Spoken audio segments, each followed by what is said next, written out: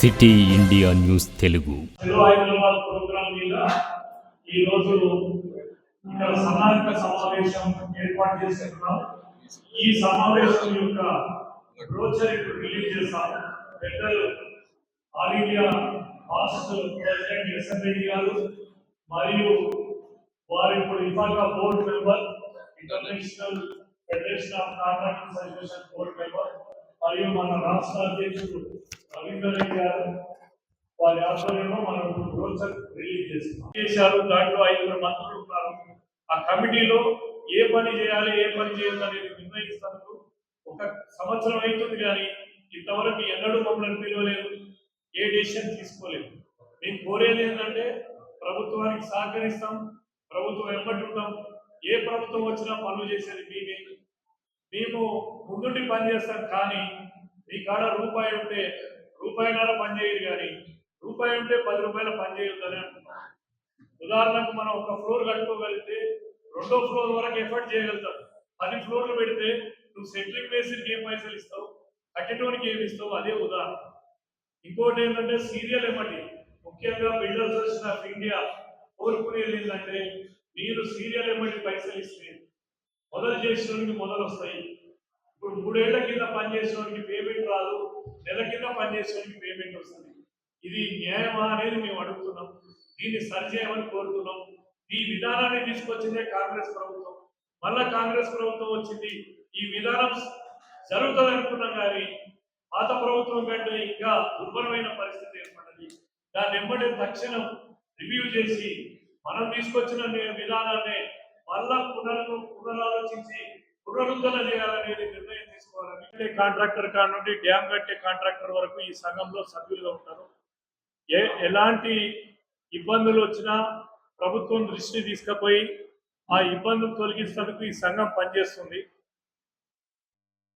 ఈ రాష్ట్రంలో రోజు రోజుకు గత 4-5 సంవత్సరాల నుండి రోజు రోజుకి ఏదైతే డబ్బు వెచ్చించి ప్రభుత్వ పనులని ప్రజల సౌకర్యార్థం చేస్తున్న కాంట్రాక్టర్లు చితికిపోతున్నారు.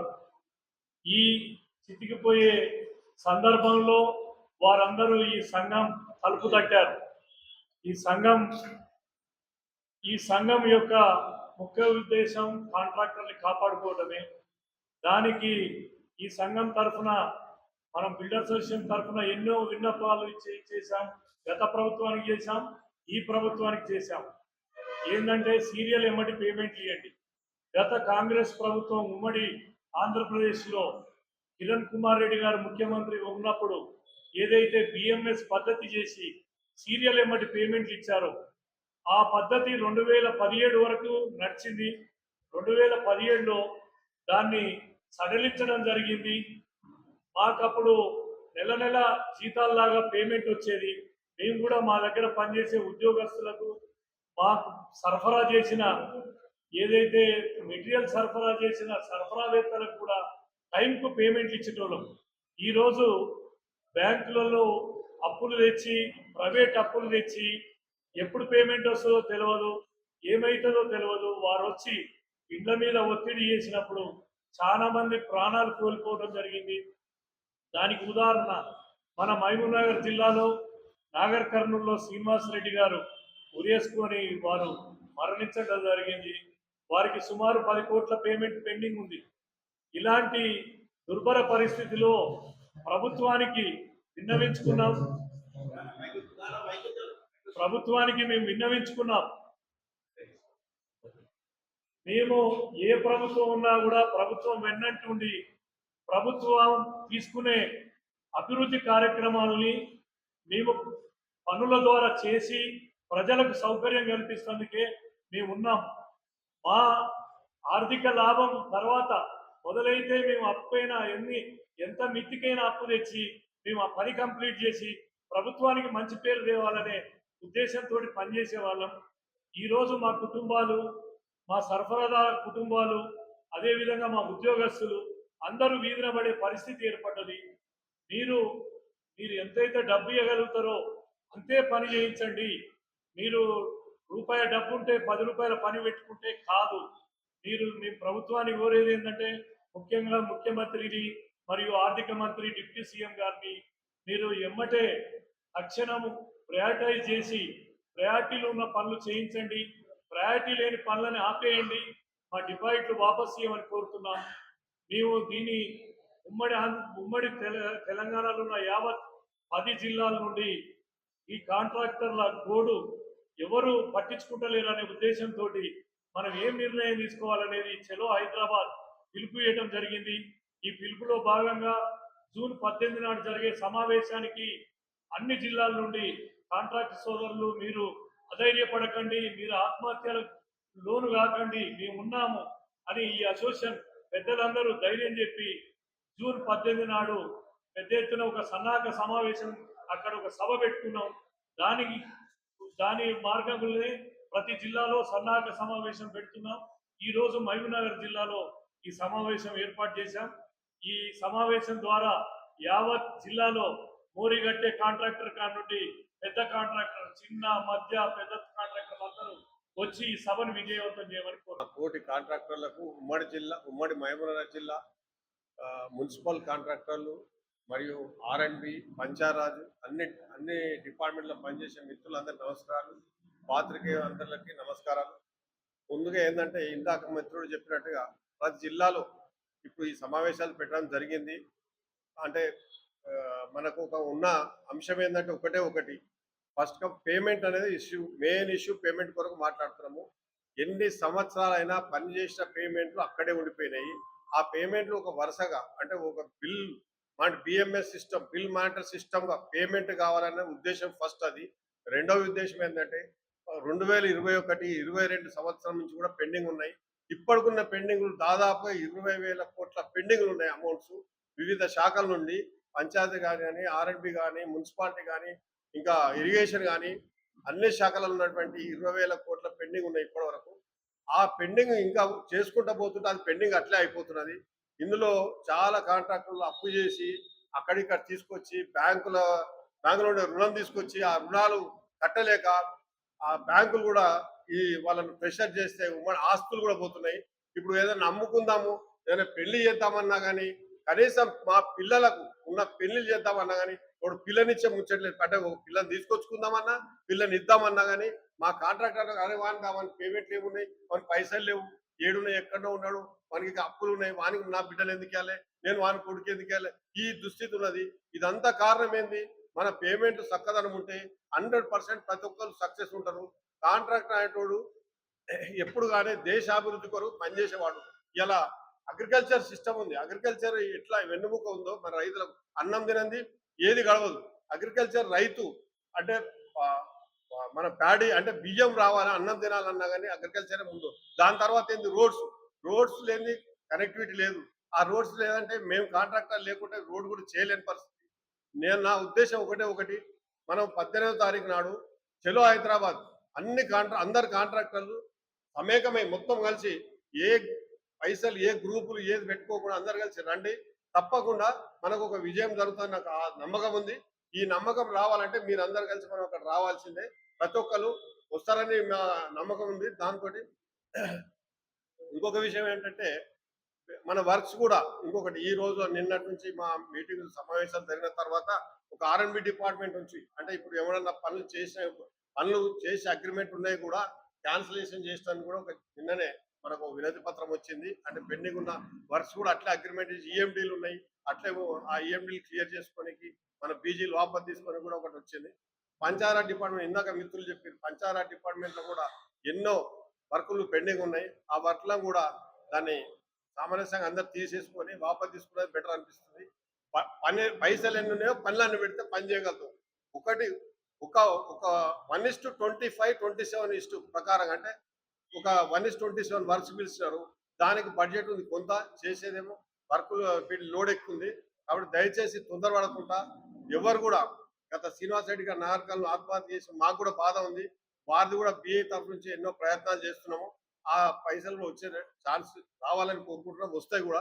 మీరు ఎవరు కూడా ఆత్మధైర్యం కోల్పోకూడదని మా యొక్క మనవి. మీరు మాత్రం 18th నాడు అందరు కలిసి మా చలో హైదరాబాద్కు రావాలని కోరుకుంటున్నాం. జై తెలంగాణ. వాళ్ళు మన ఐడియాలో ఏదో చేసుకోరు. లీడ్స్ వస్తాయి కావాలని వాళ్ళు ట్రై చేస్తున్నారు. అనే ప్రయత్నం చేయలేము. లీడ్స్ చేసుకున్నాం అంతేగాని సూసైడ్ చేసుకుంటే ఎంతోసం అవసరం లేదు. SN Reddy, past national president, Builder Association of India. Now I am heading executive board member of International Federation of Contractors Association, about 30 countries. So Builder Association of India, builders అనేవారికి అంతా కొంత confuse అవుతున్నారు, మా even officers కూడా. ఈ real estate అదంటారు, వాళ్ళు 9-10 associations ఉన్నాయి. మాది మాత్రం 1941 ప్రీ ఇండిపెండెన్స్ అసోసియేషన్, ఇది ఒకటే ఒక అసోసియేషన్. సో ఇన్ని దేశాలు తిరిగినాం, ఇన్ని చూసినాం, కానీ ఎస్పెషల్లీ ఫ్రమ్ మా సహోదరులు చెప్పినట్టు I don't want to take much time. మా సహోదరులు ఆల్రెడీ మీకు చెప్పినారు. ఈ 2017 నుండి దానికి కొంత కారణం మా వాళ్ళే, అది దాంట్లో ఎలాంటి లేదు, కొంత నాయకులు, కొంత మా తప్పులు కూడా ఉంటాయి. ఈ ఫస్ట్ కమ్ ఫస్ట్ అనేది పోయింది, దానివల్లనే ఈ ప్రాబ్లం అవుతుంది. ఎవరైనా 2 years కింద పనిచేసినందుకు టోకెన్ బిల్లు 100 రాదు, లాస్ట్ మంత్లో చేసినందుకు వచ్చేస్తారు. సో ఈ దరిద్రం అట్లాగే కంటిన్యూ అవుతుంది. అసలు ఐ డోంట్ అండర్స్టాండ్ ఎందుకు అది అవుతుంది అనేది, ఇంకా భగవంతునికే తెలియాలి. ఇక్కడ ఇప్పుడున్న చీఫ్ మినిస్టర్ గారు మరి గట్టివాడే, డబ్బులుంటే ఆయనంత గట్టి చీఫ్ మినిస్టర్, ఆయనంత ఎఫిషియెంట్ చీఫ్ మినిస్టర్ ఇండియాలో ఎవడు ఉండడు. కానీ డబ్బు లేదంటుంది. డబ్బు ఉన్నా లేకపోయినా కానీ ఎఫెక్టెడ్ పర్సన్స్ ఎవరంటే contractors. So for your kind information, ధైర్యంగా వితౌట్ ఎనీ ఫియర్ నేను చెప్పగలుగుతాను మీకు, ఇన్ని దేశాలు తిరిగినాను కాబట్టి. Belongs to our Telugu states contractors like our Seenayya, B Seenayya and company is constructed a parliament house and secretariat building in Afghanistan, which is most dangerous terrorist country in the world. Now is afraid to execute the works in our Telugu states. ఆఫ్ఘనిస్తాన్లో పనిచేయచ్చు, మా సోదరులను కావాలంటే మిమ్మల్ని కూడా తీసుకెళ్తాం, నిర్భయంగా పనిచేయచ్చు. ఇక్కడ ఎందుకంటే వాళ్ళేమో చంపుతారు, వీళ్ళేమో మానసికంగా చంపుతున్నారు. సో మెయిన్ ఏంటంటే మాకు పేమెంట్స్ లేవు, మమ్మల్ని వదిలేయండి. పోనీ ఎక్కడైనా పోయి బతుకుదామంటే మా ప్రతి డాక్యుమెంట్ బ్యాంకులలో ఉంది, గవర్నమెంట్ లింక్.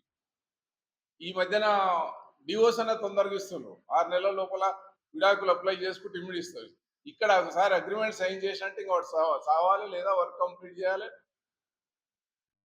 వదిలిపెట్టిపోవాలి, ఇంకా ఇంటికి వెళ్ళిపోవాలి వాడు. ఆ విధంగా తయారైపోయింది. సో వీటన్నిటికీ ఈ మన జిల్లా వారీగా ఇవన్నీ చేసుకోవడం అన్నిటికీ ఏంటంటే సీఎం అపాయింట్మెంట్స్. ఇక లాస్ట్ 10 years చెప్తున్నాను, అక్కడ ఆ స్టేట్లో ఈ స్టేట్లో అసలు సీఎం అపాయింట్మెంటే లేదు. పాపం ఈయన వచ్చిన తర్వాత 4-5 times గెలిచినాం. ఈ మధ్యన బాగా బిజీ అయిపోయిండు, టెన్షన్స్ ఎక్కువైనా, we don't know.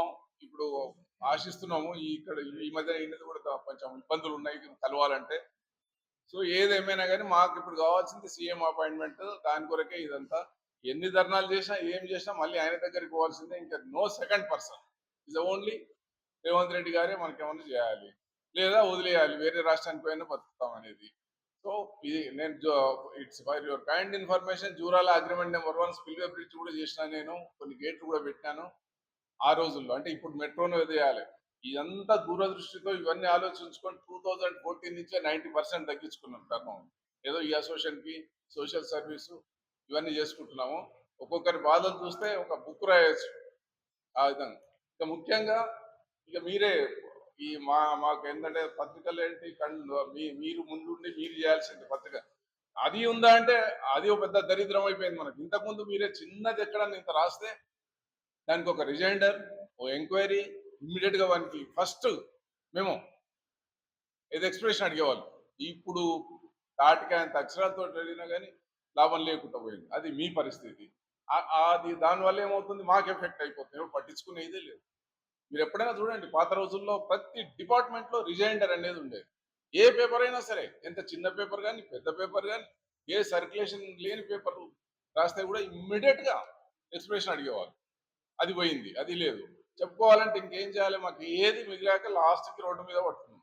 Already road contractors అంతా రోడ్ల మీదకి వచ్చేసేసి భవన కాంట్రాక్టర్లు వాళ్ళు ఉన్న బెడ్రూమ్ల దగ్గర నుంచి అమ్ముకున్నారు. చాలా ఇబ్బందులు ఉన్నారు. అసలు ఆ ఇబ్బందులు అంటే ఏ రాష్ట్రంలో కూడా, ఇంకా వేరే రాష్ట్రంలో కూడా ఉన్న ఇబ్బందులు. పక్క రాష్ట్రంలో ఈ మధ్యన కొంచెం మెరుగుపడింది అని అంటున్నారు. How far it is I don't know. So వేరే రాష్ట్రాలలో కూడా ఉన్నాయి. కానీ ఇంత ఇబ్బందులు ఏమంటున్నావు అంటే, నీకు డబ్బు లేకపోతే వదిలేసేయండి మమ్మల్ని, మా డిపాజిట్స్ మా డాక్యుమెంట్స్ ఇచ్చేసేస్తే ఇంకెక్కడైనా పోయి బతుకుతాం.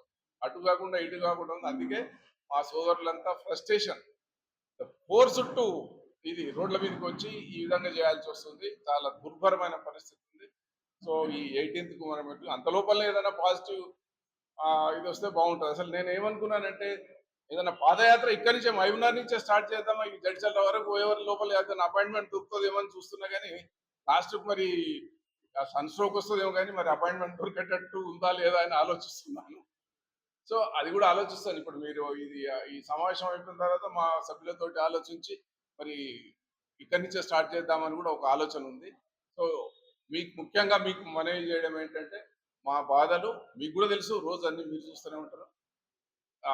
పేపర్లలో సాధ్యమైనంత వరకు టీవీలలో వచ్చి మాకు హెల్ప్ చేయగలరని మా యొక్క రిక్వెస్ట్.